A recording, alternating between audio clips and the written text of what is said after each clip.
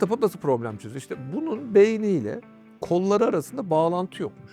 Yani aslında bir otonomi var kollarında. İş dünyasının zor konularıyla bu iki şeyi hibritlemeye başlıyor. Beyin konuşabiliriz, zihin de konuşabiliriz ama bilinçle ilgili eğlenebiliriz. Yeni nesilde bir zeka geriliği oluştu. IQ'nun 7 puan kadar düştüğü söyleniyor ve burada sosyal medyanın çok büyük bir etkisi var. Tarih onu bulan insanı kötü anacak diye düşünüyorum. Uluslararası Medya Planlaması'nda çözüm ortağınız Thinking Grid sunar.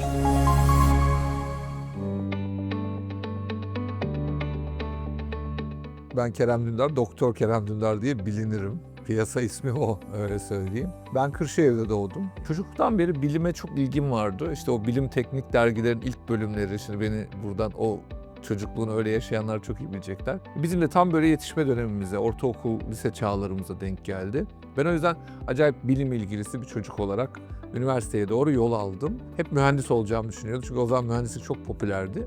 Üniversite sınavına girmeden bir hafta önce apandisit ameliyatı oldum. Öyle olunca acaba tıp mı yazsam falan, biraz da böyle hani doktorlarla o temastan. Benim doktorluğum tamamen kazayla. Tıp fakültesinde de askeri bir tıp fakültesi seçtim o dönem için. Ve bence okuyabileceğim en iyi yerde okudum. Tam böyle bir dersin ortasında hoca böyle beyinle ilgili bir şey anlatmaya başladı. Ben sınıfın amfinin arkasında uyuyordum. Kulağım böyle, hani o sesi alırsınız ya, bir şey duyarsınız.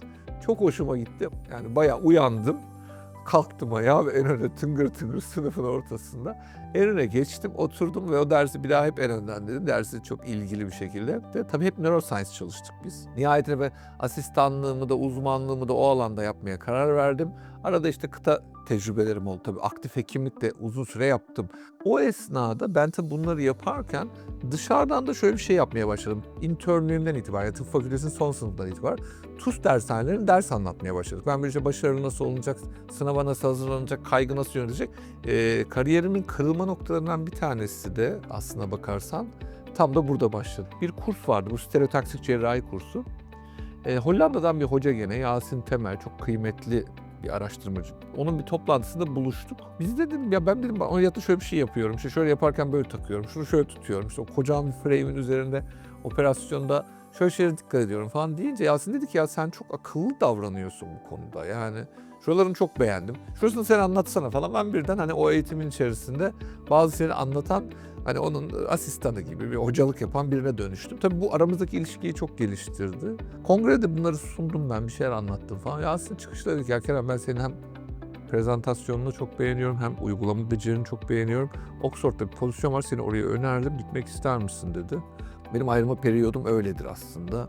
Ve artık yollarımızı ayırdık akademiyle. Yurt dışında akademisyen olmayla ilgili bir hayalim vardı. Ve onun için de işte gerekli hazırlıkları yaptık. Hatta geldim, görüştüm, ayarladım her şeyi. Vizemi uzatma periyodu için geri Türkiye'ye döndüm. Türkiye'ye döndüm, vize çıkmıyor. Gelir bugün gelir, yarın gelir. 3-4 ay falan bekledim ben. O sırada işte böyle piyasada konuşmalar yapmaya başladık. İşte bir TED konuşmasına çıktım, çok beğenildi. İnsanlar, böyle bir şirket beni davet etti falan. Şimdi Ali Bey beni aradı, dedi ki Kerem sen beyin anlatıyormuşsun. Başka bir yolu var diye bir seminer yapacağız. Beyin de kullanılıyor mu bu tip durumlarda? Vallahi dedim abi, bazen kullananlar oluyor. İstersen hani şey yapabiliriz. Devreye alabiliriz. Ya dedi, o zaman nasıl bir sunum yapmak istersin? Biraz konuştuk falan. İlk seninle görüştüm dedi. Bilmiyorum Aslı var mı? Herkese mi aynı şeyi söylüyor onu da bilemiyorum da. Enteresan çünkü. Şuna uğraşmaya başladım. Yani beyin bilgisi var bir yerde. Piyasada ihtiyaçları görüyorum. Çünkü hayatın içindeyim. Çok içindeyim. Yani üniversite gibi değil. Artık CEO'larla buluşuyorum. Pazarlamacılarla buluşuyorum. Şirketler, hastaneleri, ilaç firmaları, yani doktor olarak hiç deneyimlemediğim bir alan deneyimliyorum. Hatta o kadar bilmiyordum ki başında. Hep söylerim bunu ilk mesela Denizbank diye bir banka vardır. Onun eski meşhur bir CEO'su vardı, Hakan Ateş diye. Konuşmayı yaptım, işte çok beğenilmiş bilmem ne, işte insanlar fotoğraf çektiren falan filan. Ondan sonra soruyorlar, bir daha ne zaman geleceksiniz diyor falan. Dediler ki Hakan Ateş sizi VIP salonda yemeğe bekliyor. Bizim GM'ye sizi oraya götürecek. Diyorum ki ya GM'ye ne demek acaba, yani hani güvenlik müdürü falan mı acaba? O kadar bilmediğim bir yerden insan kaynakları uzmanlarıyla, CMO'larla, CFO'larla bu C'leri iyice öğrenmeye başladım. aslında konu doğrudan beyin anlatmaktı. Yani beyin nasıl çalışıyor, frontal lob nasıl çalışıyor, limbik sistem ne demek, hipotalamus ne demek gibi böyle şeyleri konuşurken biz işte hayatın içindeki ihtiyaçları da çok belirleyici dedim ya, bu şirketlere gidiyorum ne yapıyorsunuz ne diyorsunuz. Dedim ya aslında bunlar bunu şöyle anlamaya çalışsa hem sürekli konuştukları ve sıkıldıkları şeyden bir kurtulmuş olurlar. Hem aslında aynı şeyi konuşuyor olurlar. Nihayetinde öyle bir farklılık yaratmaya başladık. İş dünyasında zor konuları var işte liderlik mesela zor konularından biri. Sürekli güncellenmesi gereken bir şey. Takım olmak, organizasyon halinde hareket etmek mesela zor konulardan biri. Çalışanın motivasyonu, çalışan beynine sahip olmak zor konulardan biri. Ve hepsinin ötesinde müşteri ne düşünüyor? Hani müşterinin beyni nasıl düşünüyor? Mesela bu zor konulardan biri. İş dünyasının zor konularıyla bu iki şeyi hibritlemeye başladı. Yani şimdi sana bir şey satılıyor. Sen bir şey satın alıyorsun. Bunu neden satın alacaksın ve ne işine yarayacak? Ondan sonrası sende. Buna şey deniyor. Herkes kendi beyninin heykeltıraşıdır. Sahnede sürekli bir şey anlattığım için sürekli güncellemem lazım.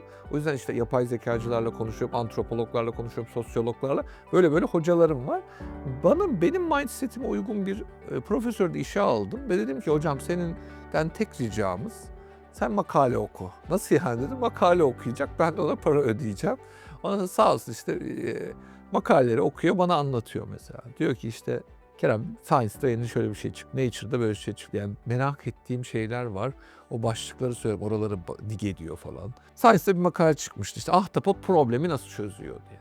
İşte ahtapotun bir kafası var, hepinizin bildiği, kolları var. Ahtapot nasıl problem çözüyor? İşte bunun beyniyle kolları arasında bağlantı yokmuş.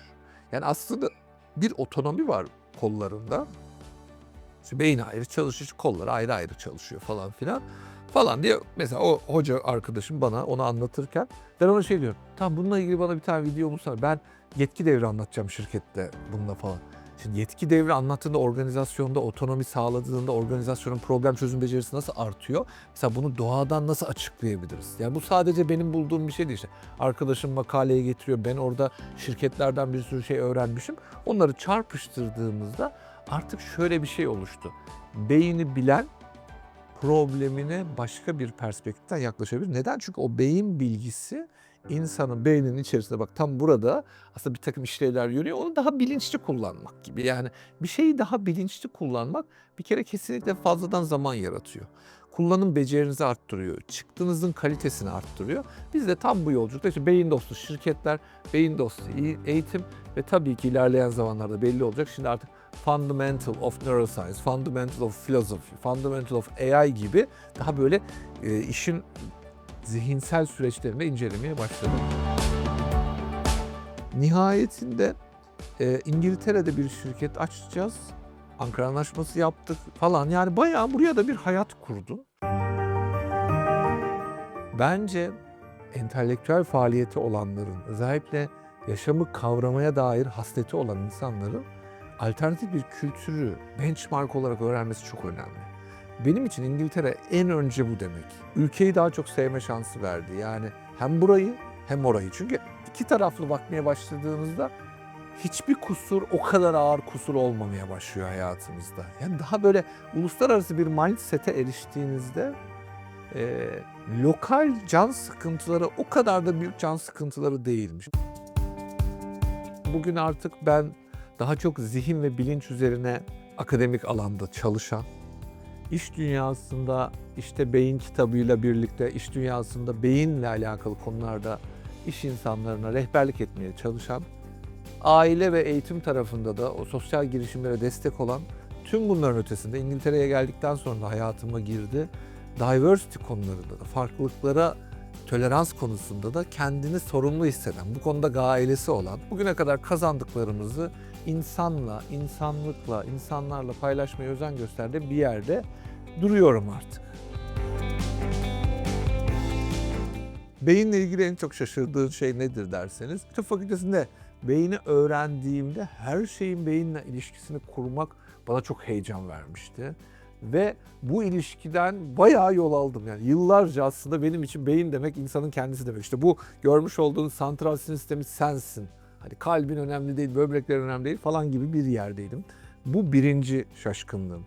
Zihin diye bir şey ne kadar zorlayıcı bir algının hani ne kadar zorlayıcı bir tarafta bizi yönlendirdiği, çünkü bu felsefenin zor problemidir. Hani zihinde bir şey oluşuyor, bedene hükmediyor mesela. Bu benim ikinci kırılma noktamdır beyinle alakalı. Dedim ki ya burada başka bir şey var. Yani hani bu böyle biyoloji gibi algılanmaması gerektiğini biliyordum ama zihin gibi bir şeyde de bu kadar temize çekmemiştim konuyu. Sonra zihin anlatmaya başladım bolca. Üçüncü şaşkınlığım ve ben hayatımın kalanını bu şaşkınlıkla geçirmek istiyorum. Bilincin ne demek olduğunu öğrendiğimde, hani zihin beyninin ürettiği bir şey ama bilinç her şey ya. Bilincin beynin içinde olmadığını, aslında bedenimizde de, bedenimizin dışında da, senle aramızda da, evrenle bağımızda da bir bilinç tanımlanabileceği, ki şu anda bilinç felsefesi benim çok kıymet verdiğim, çok önemsediğim, öğrencisi olacağım, bir ömür öğrencisi olacağım bir konu. Mesela bu da benim üçüncü ve nihai şaşkınlığım. En azından şu an için öyle. Başka bir röportajda başka bir şey olur mu bilmiyorum ama ben bu şaşkınlığımı çok seviyorum. Beyin konuşabiliriz, zihin de konuşabiliriz ama bilinçle ilgili eğlenebiliriz. Beyni bilmek insanı merhametli kılar demiştim ben hep pek çok röportajda, pek çok da kez soruluyor. Şöyle bir şey, bu bir kere insanın yapabileceklerini ve yapamayacaklarına dair ona bir hoşgörü katıyor. Bir kere kendiyle alakalı değil. Biliyorsun en önemli hoşgörü seviyesi insanın bir kere kendini hoş görebilmesi. Çünkü başkasını hoş görmek görece daha kolay sosyal faydası olduğu için.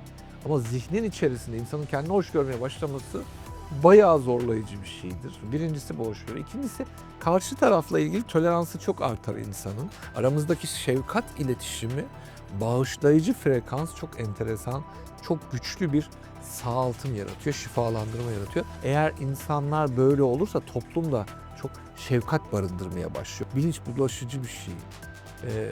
Eğer onların bilinç düzeyi kötüyse karşıdakilerin, senin bilinç düzeyinin iyi olmasında çok bir esprisi yok. İlla aşağı çekilir. Yüksek bilinç düzeyleri daha rahattır, daha sakindir, daha sağlıklıdır, daha paylaşımcıdır, daha kavrayıcıdır, daha kapsayıcıdır.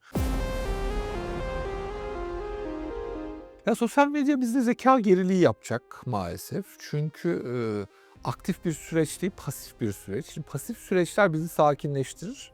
Şu kumar oynamak da öyledir. Sosyal medya ile kumar bağımlılığı çok ilişkili zaten. Kumar bağımlılığı ilişkisi çok benzer. Zaten aynı dinamikleri kullanıyor. Ve insanı aynı yerden istismar ediyor. O yüzden bu bir istismar. Yani bir istismarın önlenmesi şart. Bununla ilgili regülasyon gelmiyor olmasını çok iyi niyetli bulamıyorum maalesef. Eğer bu istismarın bir parçası olduğumuzu fark edersek o zaman duyarlı bir kullanım ve duyarlı bir etkileşim oluşacak. Yani sosyal medya hayali çok iyi bir araç. Çünkü benim seninle etkileşimim çok değerli. O zaman benim seninle her an etkileşim kurabilme ihtimalim tabii ki bu değeri arttırmak açısından çok kıymetliydi. Ama biz bunu kullanabilecek irade ve bilinç düzeyinde miyiz? Vallahi burası tartışmalı. Ve bu tartışmayı biz televizyon çıktığında da, telefon normal karasal hat çıktığında da, cep telefonları çıktığında da, sonra işte sosyal medya araçları çıktığında da, yani bu overdose iletişimi etkin kullanmayla ilgili bir problemimiz var bizim. Bu aşikar yani. Ve buna dair hiç yatırım yapılmıyor. Ama tekrar söylüyorum, yani bu böyle çok kestirip atabileceğim, kullanmayın diyebileceğim bir şey değil yani. O dopamin bağımlılığıdır çünkü bu. Yani dopamini sağlayacak şeyin kısıtlanması, güç sahibi, yetki sahibi kimse onun elinde, kabul de benim de burada yapmam gereken bir takım şeyler var. Ben üzerime düşeni yapacağım ama bunu safi insan iradesini terk etmek de çok acımasızlık. Çünkü orada iradeyi kırmak adına çok ciddi bir yatırım var yani hani sürekli, hani özellikle şu sonsuz kaydırma işi mesela herkesin başının belasıdır. Tarih onu bulan insanı kötü anacak diye düşünüyorum.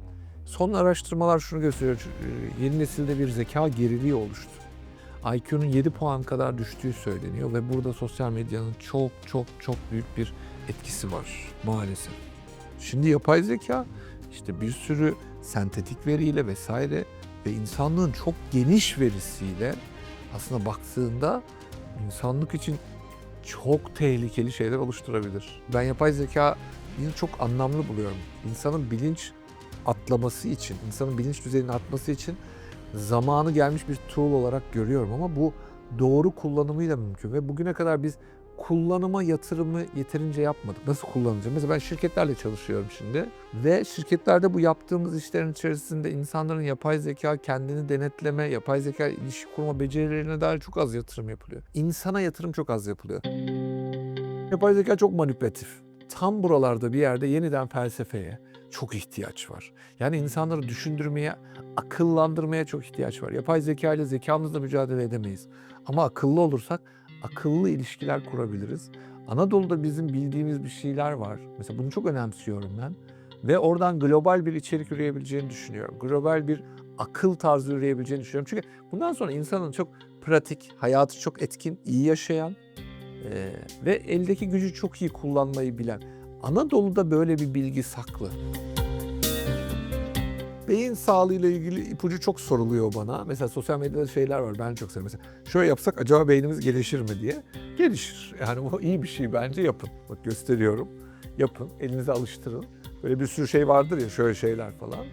Ben yapmaya uğraştığımda zihninde iyi bir şeyler açıldığını düşünüyorum. Fena değil yani, motor kabiliyetin periferin beyni tetikleyen bir tarafı var. Bu önemli. Sağlıklı olmak bütüncül bir şey ama o yüzden beyin sağlığını beden sağlığından çok hariç tutmamak lazım. Hatta çevresel sağlıktan çok hariç tutmamak lazım. O yüzden bence böyle küçük ipuçları vermek çok değerli. Bir kere kesinlikle uyku çok önemli. İyi uyumadığımız takdirde alacağımız tedbirlerin çoğu boşta kalacak. Mutlaka iyi uyumak lazım. Ortalama 7 saat uyku iyidir. Yani bununla ilgili çok konuşuyoruz zaten bir sürü yerde. İyi beslenme çok önemli. Şu karbonhidrat, yağ, protein, bunları dengeli bir şekilde alacağız ve mutlaka posa almamız lazım. İşte sebzeler, meyveler. İçine şeker konularak da olsa o posayı yemek lazım. Çünkü vücudumuzdaki bakteriler için, mikrobiyotamız için çok önemli. Beslenme kısmına çok dikkat etmek lazım. Ama bunların hiçbirini anksiyete yapmadan. Egzersiz çok önemli ve bence ilişkiler çok önemli. Yani benim seninle dostluk ilişkim. Birbirimizi görünce bir rahatlıyoruz, bak bir sakinleşiyoruz. Bir arkadaşlığımız bizi heal ediyor. O da çok kıymetli. İyi arkadaşlık ilişkileri çok önemli. Hatta dostluk ilişkileri, yani yargılanmayan ilişkiler kurmak çok önemli. Bir inancının olması çok önemli insanın. Tutunabilecek bir şeyin olması. Yani inanç deyince illa dini inanç gibi bir şey söylenir ama din inancın konusudur. İnanç dinin konusu değildir. Yani inanç büyük bir şapka. Hepimizin için inanması gerekiyor. İşte iyileşeceğimize inanmamız gerekiyor. Başarılı olacağımıza inanmamız gerekiyor. Bir yaratıcıya inanmayı isteyebilir insan. Ben mesela bununla ilgili pek çok araştırma var. İnanç insanı iyileştiriyor. Bedeni iyiyse insanın zihni iyidir. Zihni iyiyse bedeni iyidir gibi bir döngünün içerisinde ilerliyoruz aslına bakarsan. Sevdiğiniz işi yapmak çok önemli. Bu basit bir şey değil. Mutluluğunuzu referans almak çok önemli. Sevdiğin işi yapmayı ben hep şöyle değerlendiriyorum. Aldığın işi de sevebilirsin. Sevdiğini almak için de uğraşabilirsin. Bence bunun ikisi de aslında insana bir hayat amacı veriyor. O yüzden sevme tarzlarımız da farklı. Ben yapay zeka ile ilişkimizi de eğer böyle kurabilirsek, böyle kurgulayabilirsek insanlığın topyekün eğitimin demokratikleşmesine, yetkinlikleri arasındaki gaplerin kapanmasına, o yüzden aramızdaki hiyerarşinin azalmasına, belki yok olmasına imkan sağlayacak yepyeni bir gelecekle karşı karşıya olduğumuzu düşünüyorum.